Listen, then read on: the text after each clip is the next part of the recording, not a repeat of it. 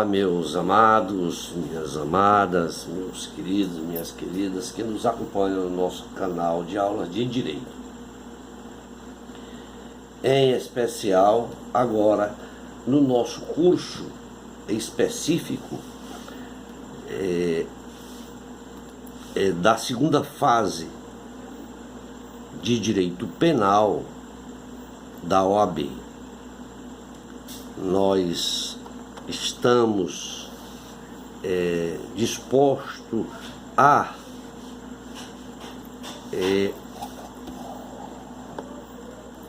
dar as aulas, dar todo o curso de direito penal, certo? Relativo à prática penal, relativo à segunda fase do exame da ordem da OAB. Tá? Já demos 2 aulas lançadas no nosso canal e agora nós iremos para a nossa 3ª aula, certo? Do curso de prática penal para a segunda fase do exame da ordem. Em nossa aula de hoje nós falaremos do relaxamento da prisão e da prisão preventiva. Tá? Iniciemos com o relaxamento da prisão. A liberdade provisória é cabível nas hipóteses de prisão em flagrante legal e cuja custódia não seja necessária, por estarem ausentes os pressupostos da prisão preventiva, previsto no artigo 311 do Código Penal, do Código de Processo Penal, e que o referido Instituto de liberdade, ele confira ao acusado o direito de responder o processo em liberdade, desde que o mesmo obedeça a determinadas condições, o que se deve entender como liberdade provisória, com ou sem sentença, conforme está previsto no artigo 310, parágrafo 3º, aliás, inciso 3º e no seu parágrafo único, né? Quanto à liberdade provisória, certo? É importante destacar que também ela se encontra prevista no artigo 5º, inciso 66 da Constituição Federal de 88. Destaca-se o artigo 321 do Código de Processo Penal, que dispõe ser ausentes os requisitos que autorizam a decretação da prisão preventiva. O juiz ele deverá conceder liberdade provisória, impondo, se for o caso, as medidas cautelares previstas no artigo 319 do Código de Processo Penal, observados os critérios do artigo 282 do mesmo Código.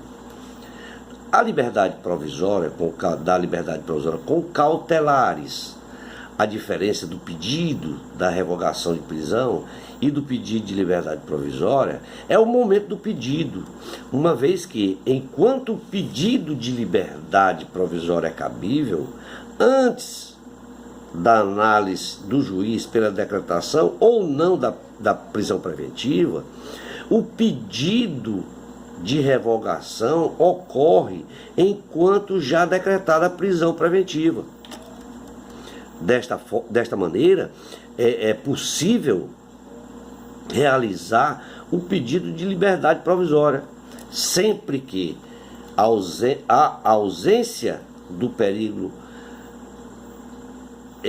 libertatis for constatado antes da prisão preventiva ser decretada, tá? E que é preciso que o advogado se lembre ainda que em qualquer momento ele pode requerer se houver ilegalidade, cabendo o relaxamento da prisão. Nunca podemos esquecer de que, quando uma pessoa é presa em flagrante e conduzida ao distrito policial, lavrado o termo de prisão em flagrante, a autoridade tem 24 horas para remeter os autos para o magistrado competente e que o juiz, ao receber os autos, ele decide de 3 maneiras. A primeira é relaxar a prisão, se for ilegal. A segunda é converter a prisão em preventiva, se apresentarem ali os requisitos da prisão cautelar previstos no artigo 282, 312 e 313, ambos do Código de Processo Penal. E por último, se a prisão for legal, e ausentes os requisitos da prisão preventiva, então deverá conceder a liberdade provisória ao preso. Também que as medidas cautelares, elas servem de garantia à eficiência do processo, à busca da verdade, assegurar futuras indenizações, que o réu não irá incomodar mais a vítima e da garantia da ordem pública. Da liberdade provisória sem cautelares, o magistrado pode entender a prisão e conceder a liberdade provisória sob 2 aspectos. O que de conceder a liberdade sem nenhuma restrição, impor ao acusado a prestação de fiança ou estabelecer medidas cautelares diversas da prisão. Quando ausente os requisitos previstos no 321 do CPP, observando os critérios de adequação do artigo 282 do CPP. Também quando verificar indicativos da ilicitude previsto no 310, no parágrafo único, o qual nos remete às hipóteses do artigo 23 do Código Penal, que indica que não há crime quando o agente pratica o fato em estado de necessidade, em legítima defesa, em estrito cumprimento do dever legal ou no exercício regular de direito, e nestes casos o magistrado ele deve conceder a liberdade provisória ao agente, independentemente do fato ser praticado, seja caracterizado como um delito ali afiançável ou inafiançável, né?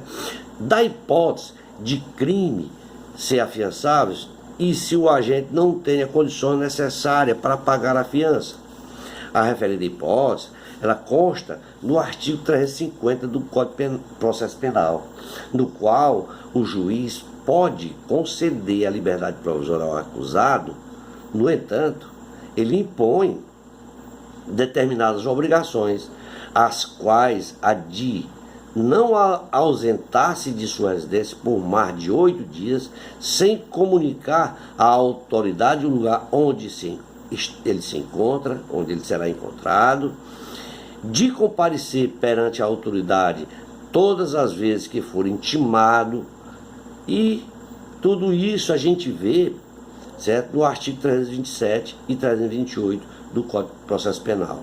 E também quando quebrado qualquer dessas condições, o acusado ele terá também a sua fiança quebrada. Como identificar a peça? No anunciado, certo, que você vai receber, ele trará ali informações que a prisão é legal, mas que não estão previstos os requisitos da prisão privativa e que o flagrado praticou um delito dentro das regras previstas na excludente de ilicitude ou da culpabilidade. E a peça ela deve ser endereçada ao juiz da vara criminal competente, seja ela federal ou estadual, e se for de crime doloso contra a vida, ao juiz da vara do tribunal do júri, seja federal ou estadual.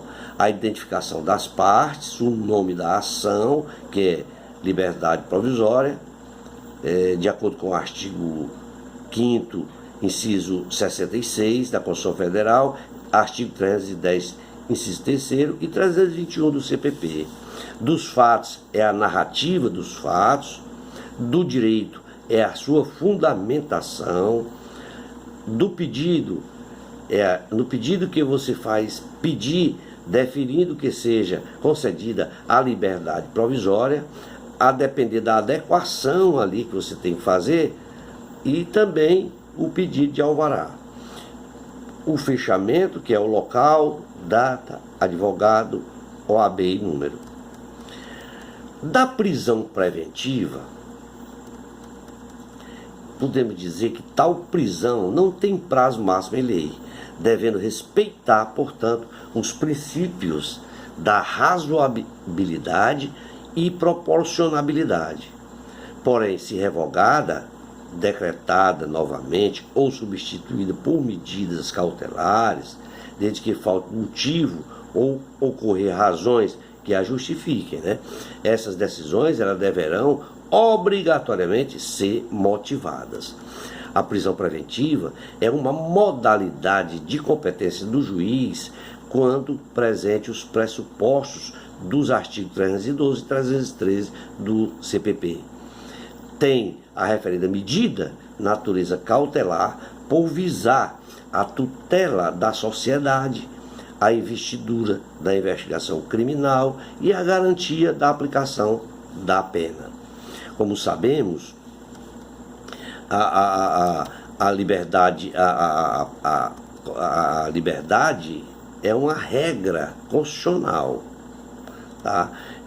No entanto, caso se encontre embasamentos como os previstos no artigo 5º, incisos 61 da Constituição Federal, que vão permitir que a prisão preventiva deve ser por ordem escrita e fundamentada pela autoridade judiciária, antes do trânsito em julgado da sentença condenatória, e que deixou o acusado de cumprir qualquer das medidas impostas, tá? Ou quando houver prova da existência do crime e indícios da autoria. Nos crimes dolosos, com pena privativa máxima superior a 4 anos, e tiver sido acusado, condenado por outro crime doloso, com sentença já transitada em julgado. Ou se o crime for de violência doméstica contra criança, adolescente, idoso, enfermo ou pessoa com deficiência, tá? E é para garantir a execução das medidas preventivas e para garantir a execução das medidas preventivas de urgência. O momento da sua decretação, da prisão preventiva, deve ser observado 3 momentos. Na conversão da prisão em flagrante, em preventiva, previsto no artigo 310, inciso 2 do CPP, quando decorrer de prisão em que as circunstâncias se revelem a necessidade prevista no artigo 311 do CPP, em qualquer fase da investigação ou do processo penal através de mandado, que pode ser de ofício ou mediante requisição do Ministério Público, quando o acusado descumprir injustificadamente medida cautelar diversa da prisão, conforme prevê o artigo 282, parágrafo 4º do CPP, hipótese em que o magistrado pode substituir por outra ou determinar a acumulação com outra medida, e que somente, em último caso, decretar a prisão preventiva. Seus pressupostos se encontram no artigo 312 do CPP, quando houver indícios suficientes da autoria e a prova da materialidade do crime. A sua fundamentação está na garantia da ordem pública, da ordem econômica, pela conveniência da instrução criminal, para assegurar a aplicação da lei penal ou em caso de descumprimento de obrigações impostas por força de outras medidas cautelares. Quando se fala de ordem pública e econômica, se diz respeito ao social, em que em dois momentos ocorrem. No caso de o criminoso oferecer perigo real capaz de abalar a paz social e no caso de o criminoso colocar em risco situação financeira de instituição ou órgão estatal. Quando se fala de inconveniência da instrução criminal, se diz respeito a cautelar-se de situação em que o criminoso venha a ameaçar as testemunhas e ou vítima ou interferir na produção de provas, também na possibilidade de o criminoso fugir antes da instrução criminal. Da garantia da ordem pública, a garantia da ordem pública somente ela ocorre nas hipóteses de crime que se revertam de gravidade, sejam pela pena prevista, seja pelos meios da execução utilizado, ou risco de reiteradas investidas que comprovem a intranquilidade coletiva ou de uma comunidade. A gravidade abstrata do crime não autoriza a prisão preventiva. O juiz ele deve obrigatoriamente analisar esta gravidade, analisar as circunstâncias do caso concreto, ou seja, somente a gravidade autoriza a prisão preventiva, revelada pelo abstratamente, pelaquilo que prevê o crime, os meios de execução e quando observado o modo e o grau de perversidade do criminoso. Em resumo, o clamor público por si só, ele não vai autorizar a decretação da prisão preventiva. Ele serve apenas de referência em atenção ao exame da necessidade de custódia cautelar. Da conveniência da instrução criminal, deve ser empregada quando houver riscos efetivos para a instrução criminal, não cabendo apenas as meras suspeições, especulações ou presunções. É de se observar que não cabe tal medida fundamentada na conveniência da instrução quando se pretende interrogar ou compelir o acusado a participar de algum ato probatório, seja pela acariação, reconstituição ou reconhecimento. Haja vista caber aí ao acusado o direito ao silêncio.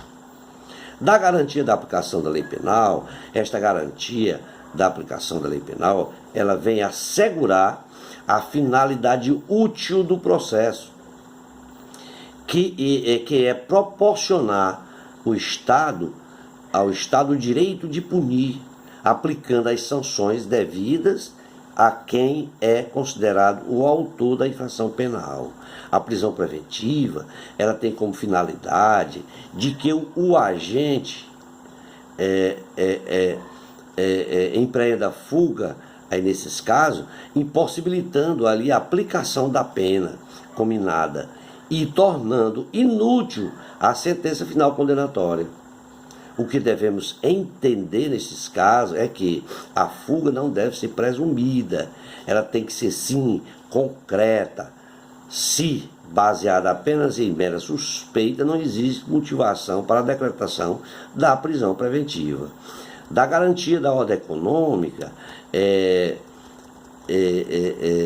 da garantia da ordem econômica, nós podemos dizer que esta garantia ela visa impedir que o agente causador de sério abalo à situação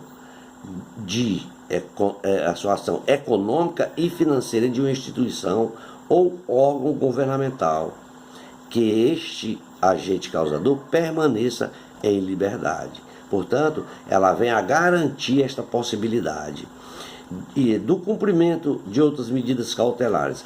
Ora, no parágrafo 312 do CPP, ele prevê a decretação de prisão preventiva nos casos de descumprimento de qualquer das obrigações impostas por força de outras medidas cautelares, conforme está previsto no artigo 282, parágrafo 2º do CPP. E também previsto no artigo 319 do CPP. Neste caso, é imprescindível que o juiz ele priorize a acumulação das medidas cautelares ou enquadre em outra mais grave, optando pela prisão preventiva apenas em último caso. Das condições de admissibilidade da prisão preventiva. A prisão preventiva, ela somente deve ser decretada em determinadas espécies de infrações ou em circunstâncias que o justifiquem. Quais são? Nos crimes dolosos, punidos com pena privativa de liberdade máxima superior a 4 anos, e nestes casos é cabível aí a prisão preventiva, e que aí nos leva a entender também que em crimes culposos não cabe a prisão preventiva, né? Quando se lê no artigo 44 do Código Penal, se tem a ideia de que, em sendo as penas restritivas de direitos autônomas substituem a privativa de liberdade em determinadas situações, ou seja, se a pena aplicável no caso concreto não for superior a 4 anos, o crime não for cometido com violência ou grave ameaça, o crime não for culposo e se o réu não for reincidente em crime doloso. São vários os crimes que não cabem a pena privativa de liberdade e que permitem o cumprimento em regime aberto, se o condenado a pena privativa não for superior a 4 anos e ele pode cumprir a pena em regime aberto, as quais nós podemos observar como algumas delas, como o furto simples previsto no 155 do CP, a apropriação indébita prevista no 68 do Código Penal, a receptação simples prevista no 180 do CP, o descaminho previsto no 334 do CP, dentre outros, né? O que devemos observar é que, no caso de concurso material de crime, somam-se as penas para fim da decretação da prisão preventiva. Nos casos de concurso formal de crime e crime continuado, considera-se a causa de aumento no máximo e a de diminuição no mínimo, em qualquer caso, se a pena for máxima for superior a 4 anos, e poderá ser decretada a prisão preventiva nesses casos, considerando-se a quantidade que mais aumenta ou que menos diminua, respectivamente, a fim de se chegar à pena máxima combinada ao delito, da condenação de crime doloso, em definitivo por outro crime doloso. Nestes casos, devemos considerar como uma reincidência em crime doloso. No entanto, só poderá ser decretada a prisão preventiva considerando a reincidência se transitada em julgada a sentença anterior, obedecendo os critérios previstos no 312 e 313, para inciso 2º do CPP.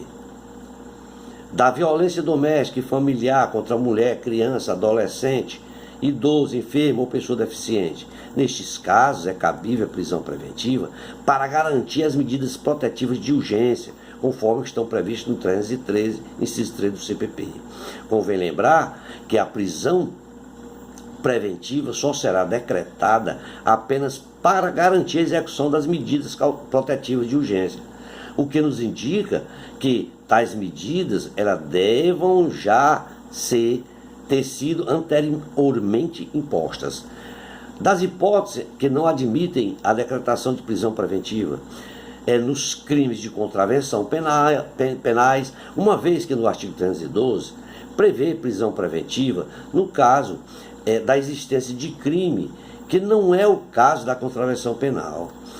Quando ocorrer fatos de causa de excludente da ilicitude, conforme previsto no 314 do CPP, quando o juiz, verificando nos autos que o agente praticou o crime nas condições previstas no artigo 23 do Código Penal, ou seja, praticou pela legítima defesa, em estado de necessidade, no exercício regular de direito ou em estrito cumprimento do dever legal. Da revogação da preventiva, levando-se em consideração que o que preceitua o artigo 282, parágrafo 6º, somente será determinada a prisão preventiva quando for cabível a sua substituição por outra medida cautelar. Além do mais, a decisão que decretar a prisão, ela deve ser fundamentada, conforme está previsto no 315 do CPP e no artigo 93, inciso 9 da Constituição Federal. É cabível observar, portanto, certo, que da decisão que indeferir ou revogar a prisão preventiva, cabe recurso em sentido estrito, o famoso rese, de acordo com o que está previsto no 581.5 do CPP, e que da decisão que decretar a prisão preventiva, cabe habeas corpus com base no artigo 5º, inciso 65 da Constituição Federal de 88. Como identificar a peça? No enunciado, ele vai trazer uma situação em que a prisão foi legal. No entanto, dirá que o juiz decretou a prisão por algum motivo que até desapareceu. Tá? Da estrutura da peça, a peça deve ser endereçada ao juiz da vara criminal, identificando as partes, o requerente e requerido, nome da ação, que é revogação da prisão preventiva, nos termos do artigo 282, 312 e 313 do CPP, dos fatos, que é a narrativa dos fatos, do direito, que é a sua fundamentação, do pedido, requerer a revogação da prisão preventiva com expedição de alvará de soltura. O do fechamento é o local, data, advogado e o número da OAB. Vamos ficar por aqui. Na nossa quarta aula, nós trataremos da prisão temporária. Obrigado e até a nossa próxima aula. Um forte abraço a todos.